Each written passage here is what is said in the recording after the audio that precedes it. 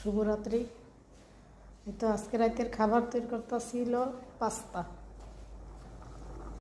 এই এক চুলায় পাস্তা বসাই দিছি, আর এক চুলায় হইলো মুরগির তরকারি বসাই দিছি, মানে মুরগি দিয়ে পাস্তা দিয়ে রান্না করব। ছোটো ছোটো করে মুরগি টুকরো করে নিচ্ছি, একটা গাজর, ক্যাপসিকাম, একটা ছোটো আলু, ব্যাস আর মুরগি।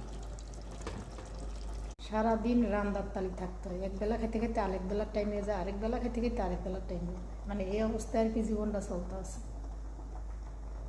তারপরে আলহামদুলিল্লাহ শরীরটা ভালো আছে, দেখে পরের বাড়ির কাজ করতে পারতেছি,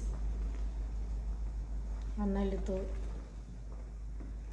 অসম্ভব হয়ে যেত কাজ করা পরের বাড়ি, কারণ পরের বাড়ির কাজ একটু একটু কাজ না।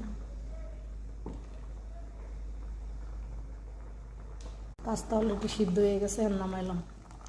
এই তো এখন তরকারিটা ঢেলে দিন, তরকারিটা ঢেলে দিতে আসি, একটু ভালো করে লাড়াচাড়া মানে মিক্স করবো। মাশাআল্লাহ গরমটা এত সুন্দর বাড়িয়েছে। 5 মিনিটের লেগে আর কি দমে রেখে দিন, আঠা আঠা হইব খাবারটা।